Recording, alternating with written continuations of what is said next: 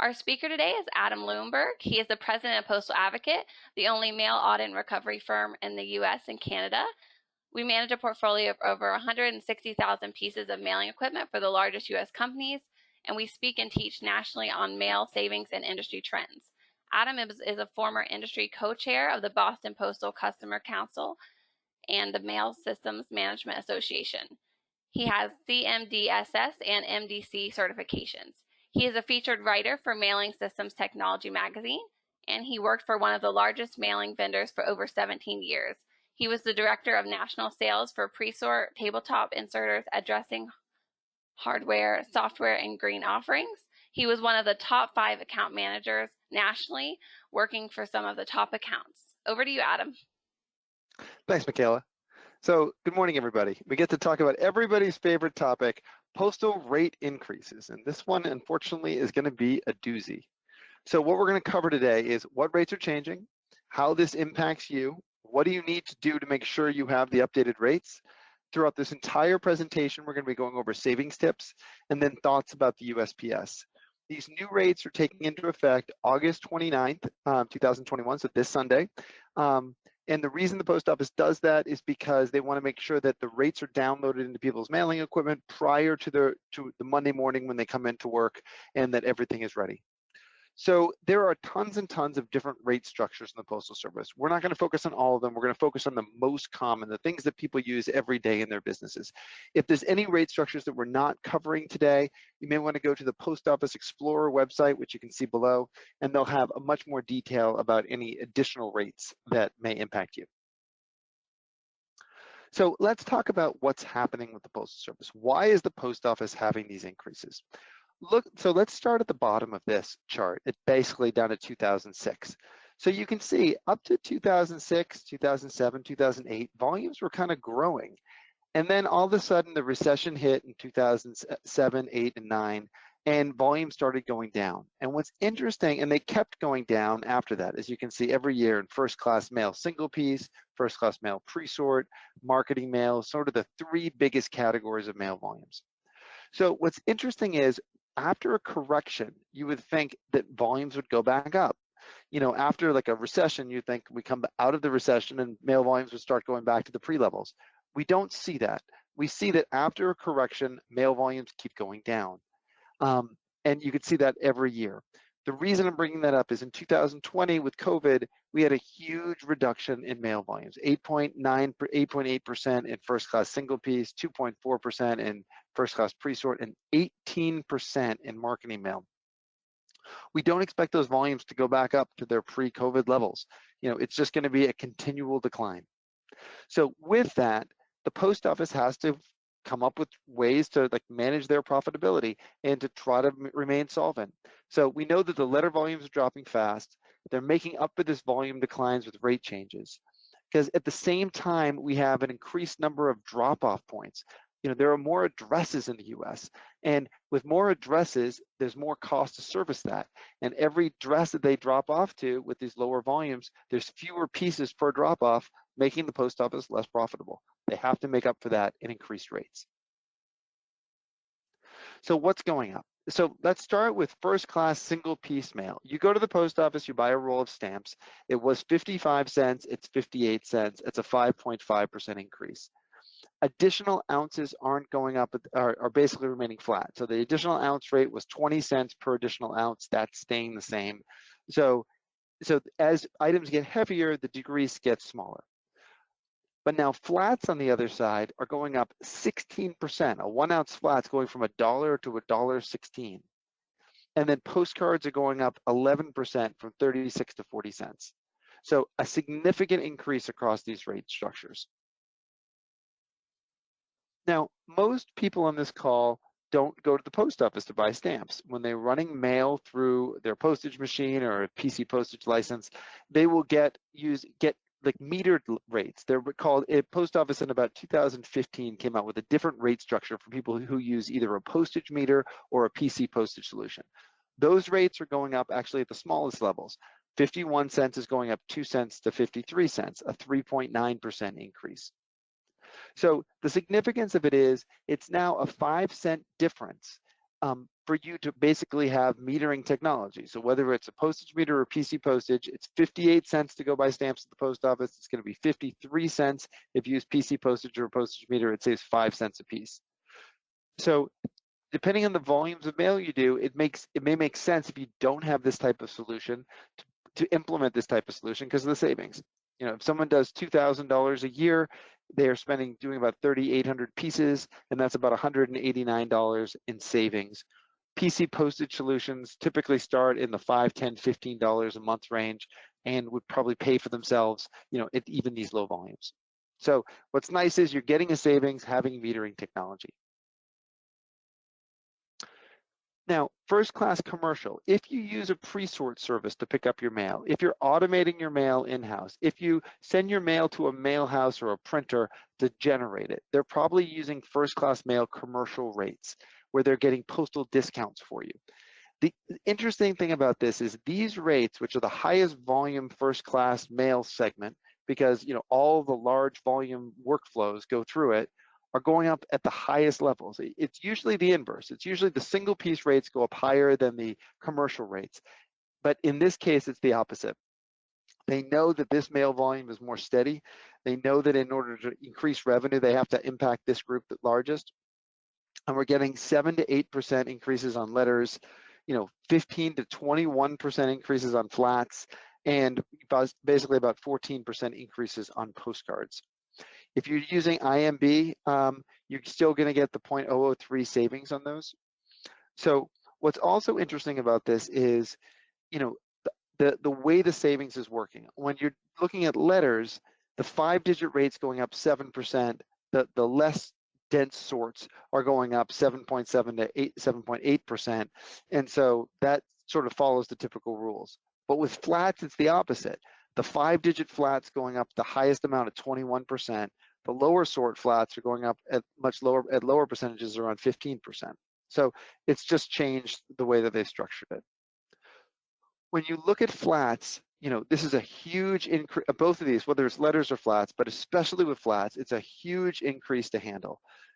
You have to look at it in slightly a different way. Although it looks like a 15 to 21% increase, most people aren't running 1-ounce flats. Flats are usually in the 3 to 7 ounce range is the most common that we see. And since the additional ounce rate isn't going up and it's staying flat at 20 cents, when you look at what the percentage increases are, really it's in the 7 to 10% range is probably what you should be budgeting for flats. But it's still, no matter how you slice it, this is a huge increase on the highest volume mail categories. Marketing mail. Marketing mail is anything that is uniform in content, non-personalized in content, they call it. Everything that's first class, like a check, a statement, an invoice, every document is different. Marketing mail, everything's basically the same. There could be some merged fields in there, but it's basically the same document throughout. And it's slightly slower delivery than first class mail and lower price points. So people usually use it for solicitations, newsletters, flyers, catalogs, things like that. It's getting similar increases, about 7 to 8% on letters. Flats are getting 7 to 10% increases. The destination entry discounts, if you're moving mail closer to its final destination, those savings are actually going up. The post office is incentivizing people to do extra work share and helping them move mail closer to its final unit, and they're giving extra incentives, an extra 5% or 12.5% on, you know, if you're applying for those entry discounts. And nonprofits are facing the same fare, 6 to 9% on nonprofit for letters and 36 to 17% increases on flats. They're really trying to push nonprofits who are getting the lowest rates to move their mail away from flats to letters and or pay the full fare. So let's talk about what are some first-class mail savings opportunities. These are the gamut of options that you have to think about, and I want to put it in a way that's really easy for people to follow. So first off, if you're doing any mail and you're not using a postage meter or a PC postage solution, consider switching. You save 5 cents, 58 cents to 53 cents. If you're running mailings over 500 pieces per day, have one-time mailings over 1,000 pieces, consider using a pre-sort service. Pre-sort service comes to your office, picks up your mail, commingles it with other mailers, and you're able to meter your mail at a lower postage rate. And then the post office basically pays the pre-sorter on the back end to do the work. So it's a work share program. And you can get rates of 46 to 49 cents.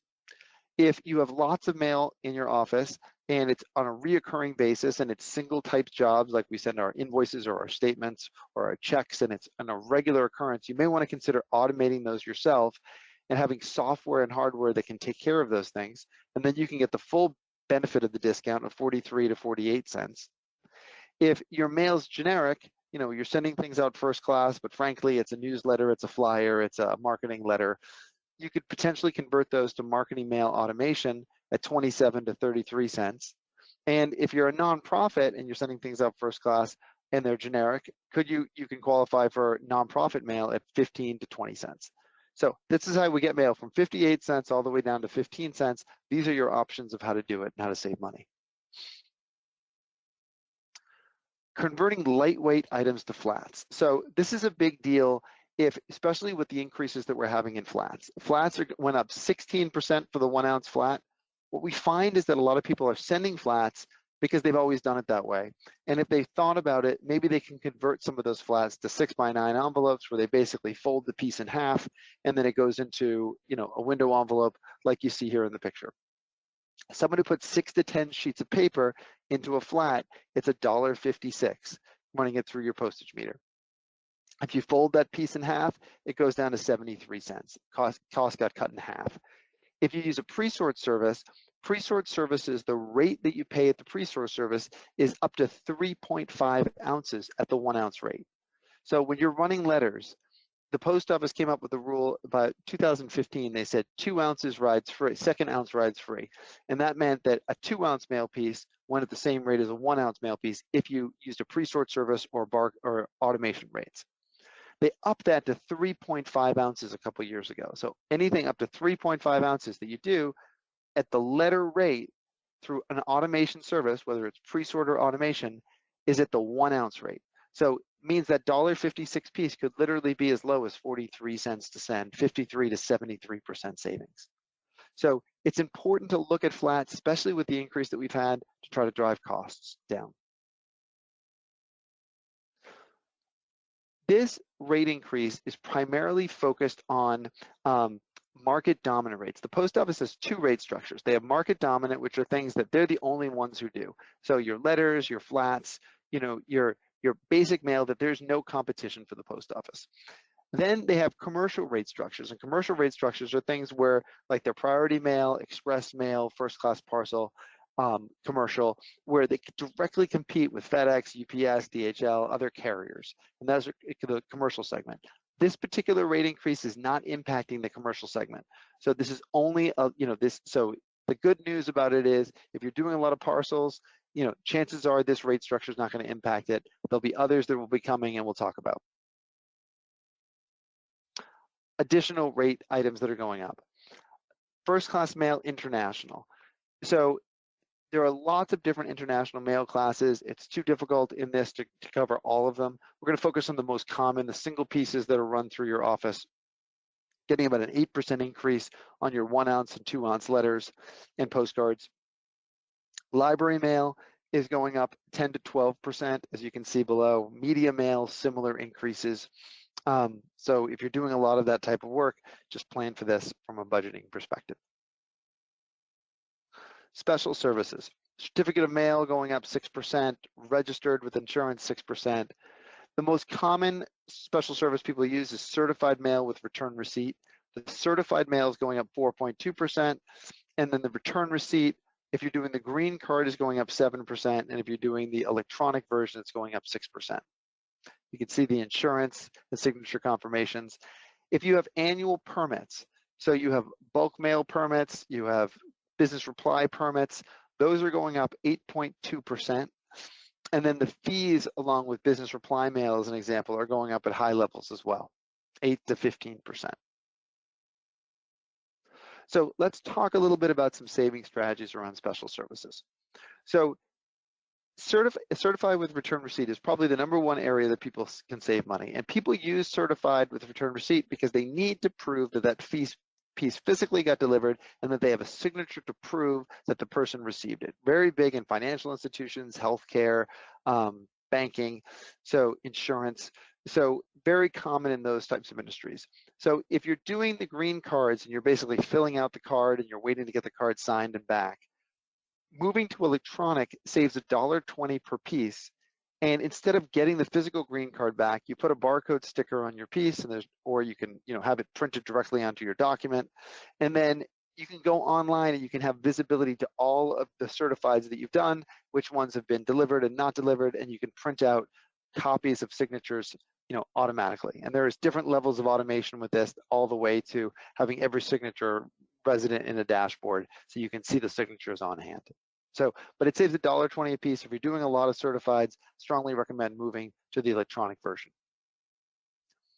The other savings to look at is a lot of organizations have business reply accounts. The permit fees are going up on these business reply accounts. The biggest savings opportunity with business reply is that people put these accounts on autopilot and they don't think about the cost associated with it. The way business reply mail works, just as a summary to some and then new information for others, is you pay an annual permit fee of $265 a year. And then based on the type of account you have, you could pay anything from nothing more from these account maintenance fees all the way up to quarterly fees of $2,600 plus $800 as an annual basis. So your fees for a permit could be anywhere between $265 to $11,765 per year. Then you pay for each piece of mail you get back. And the reason you pay higher permit fees is because when you're getting mail back, you use business reply because you send 10,000 pieces out and you want to get 100 pieces back, you're only paying for those pieces in which you get returned. But how much do you pay for those? So if you use the basic account, you pay 92 cents to get them back. And if you have the highest volume account, you pay 1.6 cents to get it back. The postage rates also differ for the QBRM accounts where they're slightly less. So you look at the total cost to get a piece returned, and it ranges from 58 cents to $1.50. So the reason you have to look at your business reply accounts is because if you're getting tons and tons of returns and you're on a basic account, you're paying $1.50 per piece and you're paying too much money. If you're only getting a few returns and you're paying for qualified business reply or higher dollar value expense accounts, you're wasting money on permit fees. We find clients spending tens of thousands of dollars more than they need to on these types of accounts because no one manages it. So what we recommend is, have an inventory of all your business reply accounts, link them to the USPS ACS system so you can pay for them centrally, validate that all accounts are being used. If an account's not being used, stop paying the fees. You'd be surprised how many accounts have been set up years ago. People just pay the annual fees every year. Monitor the usage monthly and quarterly for reviews to make sure that you're set up in the right structure. And there's a significant savings of having your account in the right program, as you can see in the table below. Quick story. We had a client that was doing about 100,000 returns a year, and they were spending, and just set up in a basic account because no one paid attention to it. They were spending $150,000 a year and then when we switched them, they only spent $65,000. It was a huge savings just moving them to a separate account and spending $800 a year on a permit fee. So this is the largest increase in over 10 years, and it's the second increase that we've had this year. So when you look at the combined impact of this, you can see it's about a 6% increase on your basic letters, the single piece. First class mail flats at 16%. But look at these categories, the mail that's typically outsourced, or your largest mail streams. First class auto letters, 9%. Auto flats, 25%, marketing mail, 9%, marketing flats, 18%. This makes up about 75% of all mail volumes, first-class mail volumes in the U.S. Actually, this probably makes up closer to 80% of all mail volumes are in these classes. These single-piece rates that are over here make up a much smaller segment. So what it's basically doing is it's giving the largest impact to your biggest mail spends of the stuff that's done in your office, but predominantly a lot of this mail volume is done outside at third-party companies that you probably contract with. So in the US, most production mail is processed through an outsourcer. It's not done in-house. And the reason this happens is because a few things. Like one, USPS rules got more difficult to follow with automation. There were more requirements around the software in order to comply with postal rules. A lot of people in the mail industry retired, and there's less expertise internally. Most companies don't have mail experts that they can rely on. The central mail services of many companies is either outsourced to a third party, or they farm out the work, the biggest mail streams to a company that's offsite. There's also improved levels of automation at mail houses, so they can do things better. Most companies would never spend the money to have the type of equipment that these outsourced mail houses have that can do mail much more efficiently. So the key issue, and the reason we're bringing this up, is this is the least understood category at most organizations. Almost no organization we ever go to has complete visibility to all of their outsourced mail spends, understands the level of detail, is diving into the bills, is auditing statements. And because of this, it has the highest opportunity for overspending. So the main reason for this lack of overspending is a lack of visibility.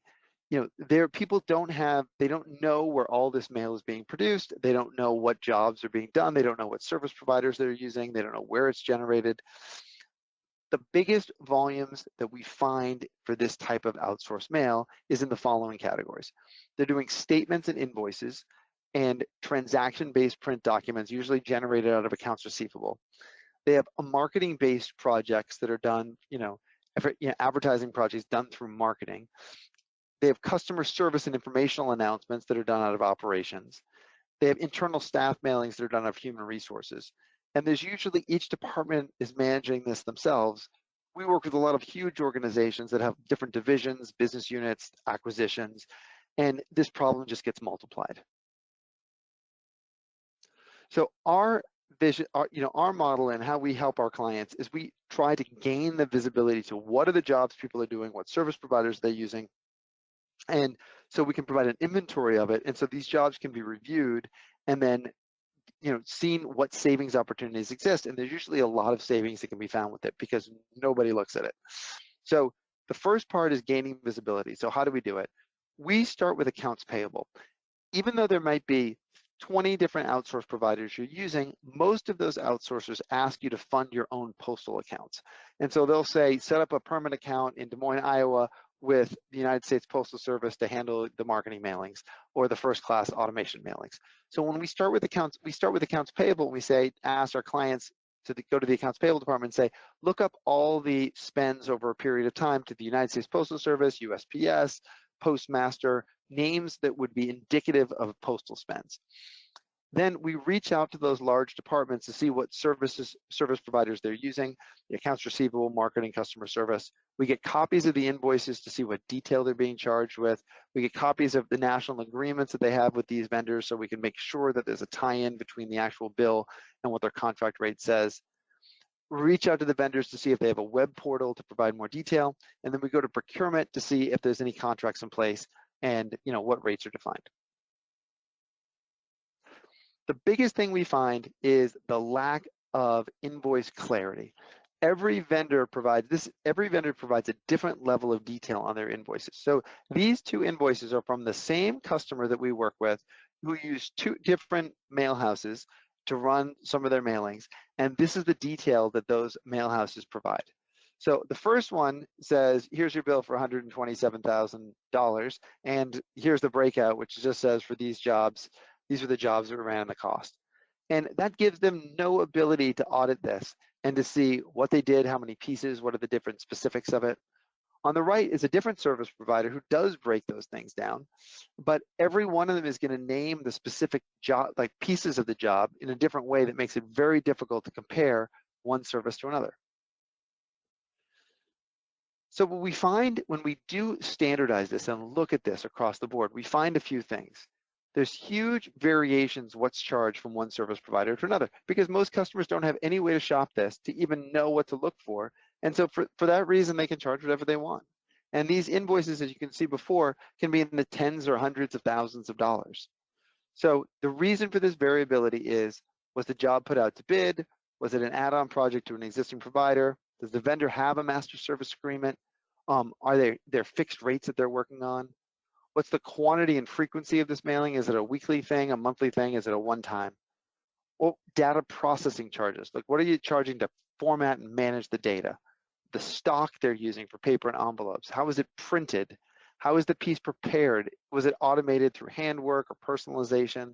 How was it mailed? What level of postal automation did they use? Did they use a pre-sort service? Did they, run it through their automation software?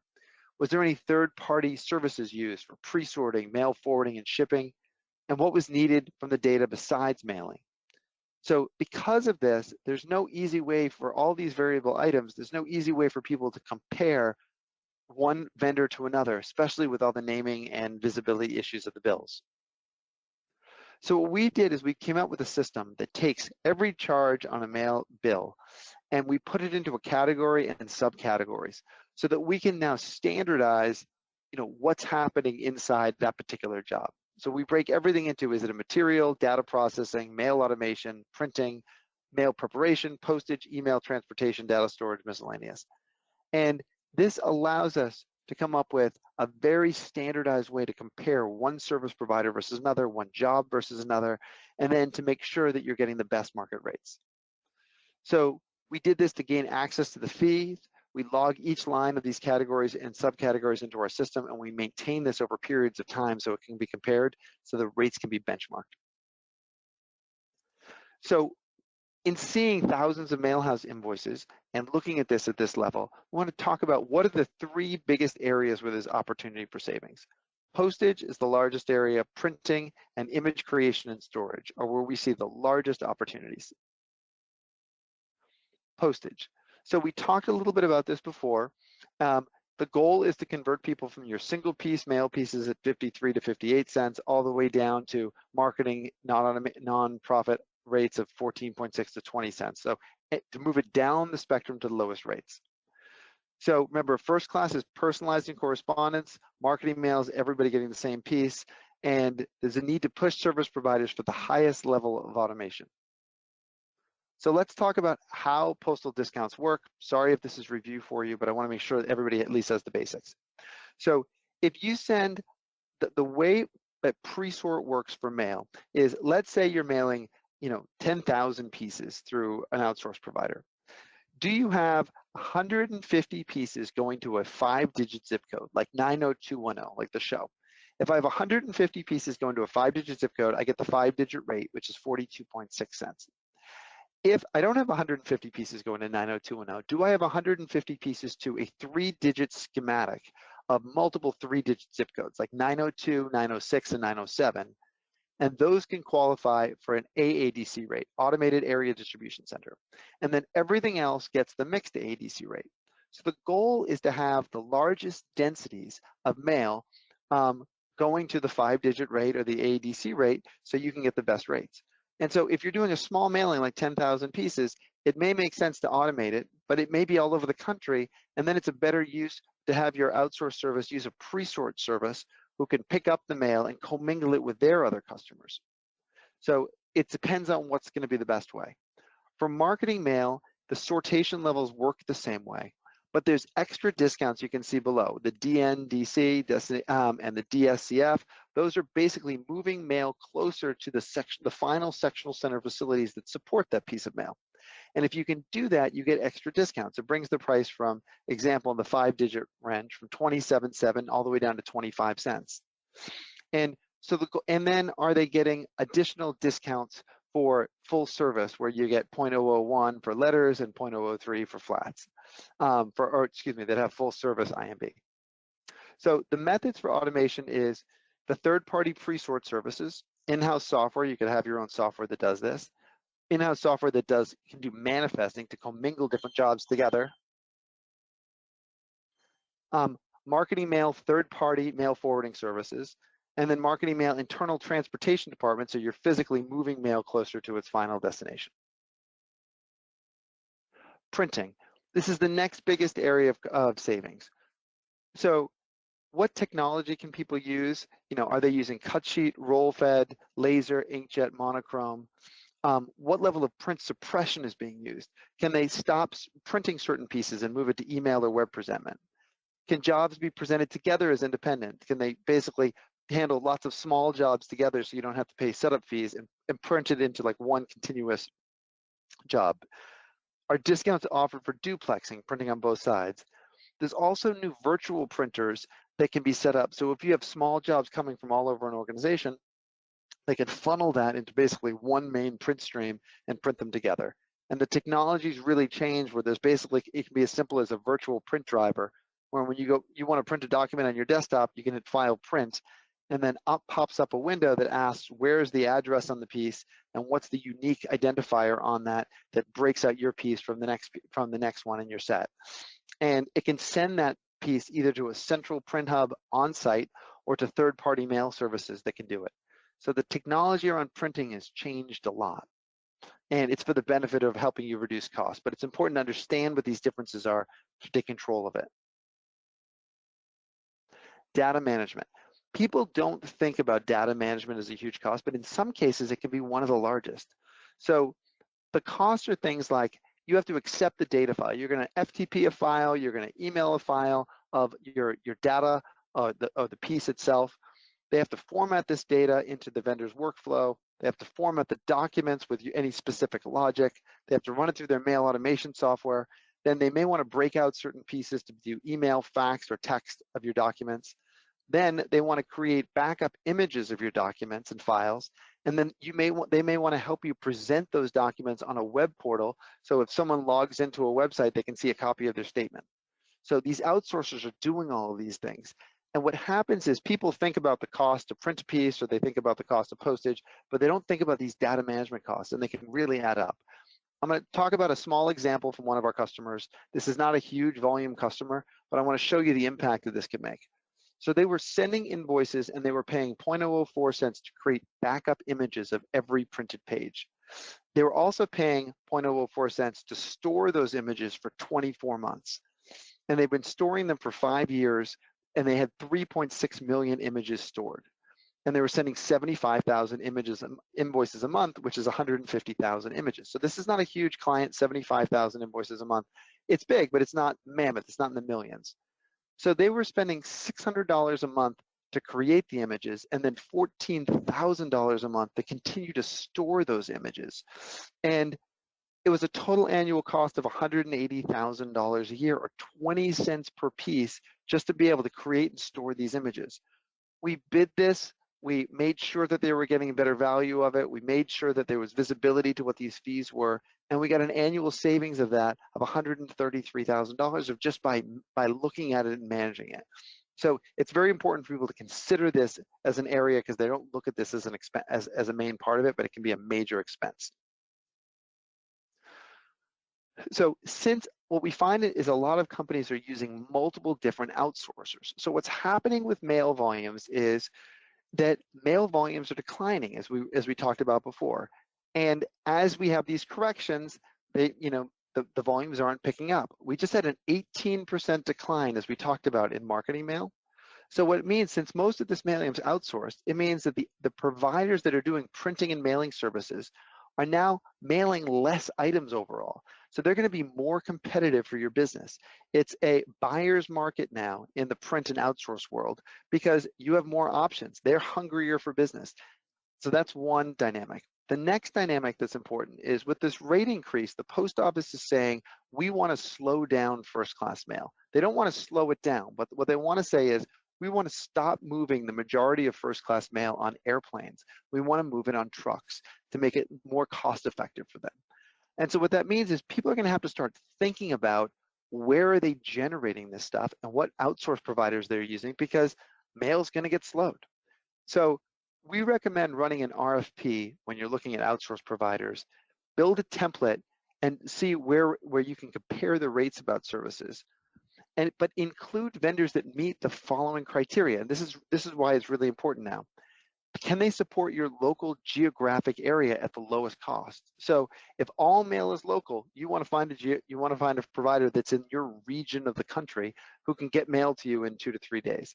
If it's national, you don't want to produce all your mail in New York, where you have clients in California or Texas. It's going to take too long to get it there.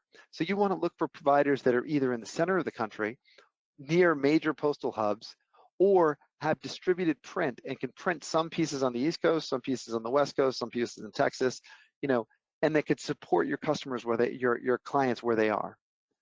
Are they close to a major pre-sort center? A lot of the mail that goes through outsourcers gets moved to a separate company that physically just does the pre-sort step. Are they near a major one that can, move mail closer to its end destinations?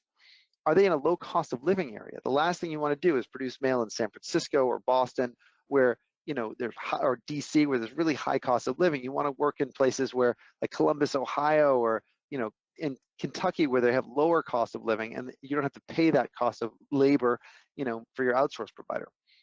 Do they have the right level of technology to support your needs? There's huge differences between like basic mailhouse and print that just have basic inserting equipment to people that can combine multiple jobs together. They can build envelopes around the pieces. They have higher volumes and economies of scale that can get you lower rates. Do they specialize in the main classes of mail that you do? Like there are specific outsourcers who specialize in bank statements or, mortgage statements or insurance industries. And what other value-added services do they have that you might need? So compare the responders, request references, review the account management processes for their customer service and issue resolution, and look for discounts. We don't recommend having 10 different outsourcers. We recommend having 1 to 3 that can provide a higher level of service.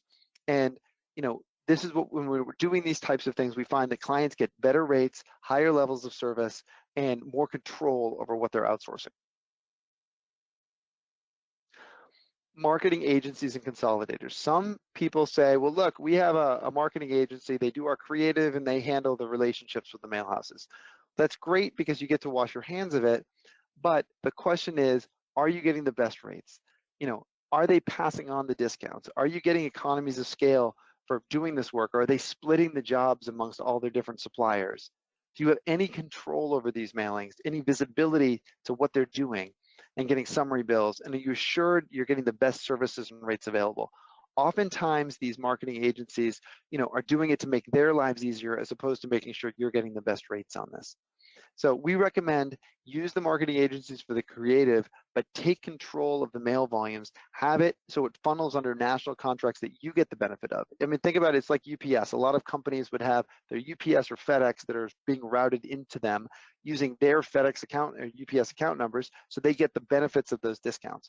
When using a marketing agency, they're getting the benefit of your discounts, of their discounts, and they may or may not be passing those things on to you. And then manage the future relationship. These outsourcers, requires, many companies are spending millions of dollars a year with very little oversight. So it's important to make sure you have access to the vendor portals, review invoices, audit the bills, looking for errors, service failures. Most contracts have a service failure clause that you're entitled to refunds when they don't hit certain objectives. Look at the expense areas that are above documented thresholds and budget around postage increases. We recommend a quarterly review process and ongoing meetings and move enhancements and going forward. This is so important because we're having an 8% increase this year, and these are your biggest spends. You can reduce the costs, but it just takes a more proactive approach. How to budget for this increase. So these are the percentage increases that you can expect on these main mail categories. We have this tool. If you'd like a copy of it, you can download it off our website at postaladvocate.com, or you can email Doris and she'll send you a copy. But basically, you can plug in your mail spends on these specific classes of mail, and it will calculate what do you need to budget to manage this rate increase. What do you need to do? If you have a mail machine, make sure you've downloaded the new rates before August 29th, 2021, when the rates go into effect. These rates are final. Sorry, that's from a previous presentation before they finalized it. These are links to the different vendors' websites. They all have a rate change, page where you can get more information about what they're saying if you have issues. You can go to the Postal Explorer website for more information. And all the charts we looked at here, you can download right off our website. We have a comparison chart. The post office creates great charts. The problem is they don't show you the rate, the previous and the new, to see the percentage increases. So we developed a quick cut sheet, rate chart where you can see everything in one place. Some people like to keep that in a mailroom pinned up and things like that. But you can download it for free, and hopefully that's helpful. So we believe in education. We do about 10 of these types of sessions a year, educating people on different things mail related. Our core goal is helping clients, the largest companies in America, manage their mail spends. And this is what we do.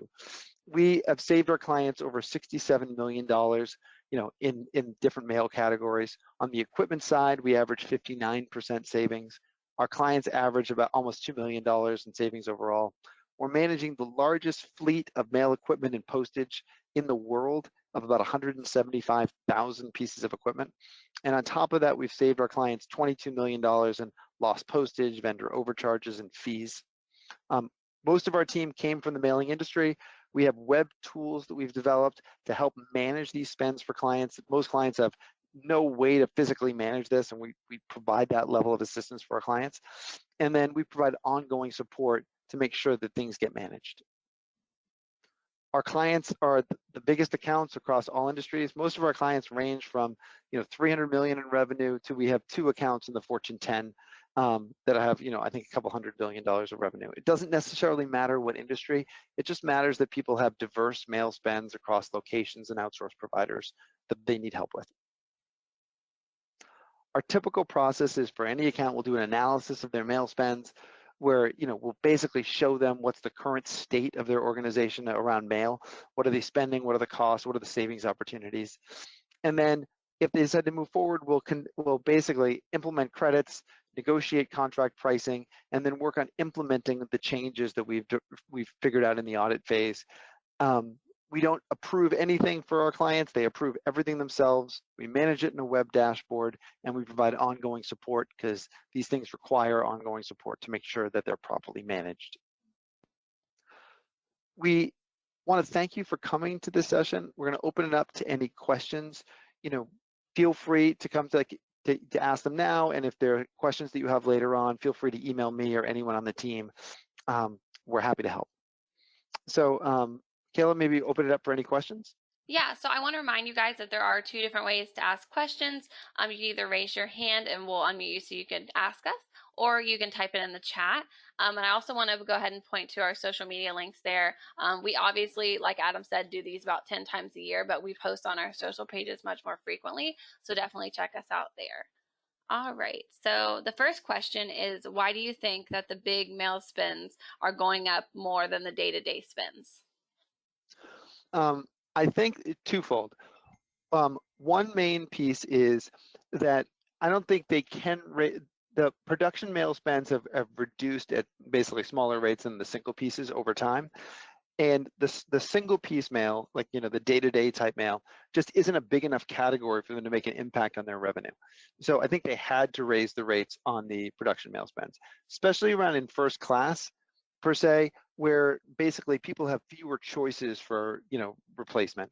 The industry is going to threaten that they could do electronic replacement and they could move more people to electronic, but that just hasn't proven to be true. Those mail volumes are going down at a much slower rate than the rest of the industry. So the main reasons is I think clients have less options, and at the same time it's a bigger base of mail that they needed in order to increase their revenues. Right. And our next question is, why is there another increase this year? So it's weird. They did this last year as well. So where I said that the rates were increasing, that in this particular rate increase, it was the market dominant rates, not the competitive rates. So, but the post office has said they're having a seasonal or a temporary rate increase on priority mail, first class parcel, and express mail over the holidays. And so it's going to go from, and this is proposed, it's not final yet, but it's going to be from the beginning of October through just after Christmas. And they're doing that because basically that's their highest volume of package shipments, and they can get away with it. People have fewer options to be able to ship packages, and they're going to make extra revenue on a per piece basis. They did the same thing last year. And the interesting thing is, the moment that it goes back to normal, chances are there'll be another rate increase on those categories in January, just like they've done in past years. Alrighty. If there are no further questions, I would like to thank everybody for joining us today. Please fill out the survey that will appear at the conclusion of the webinar, and be sure to check out our social media pages to find helpful information from us on a more frequent basis. And we hope you guys have a great rest of your day.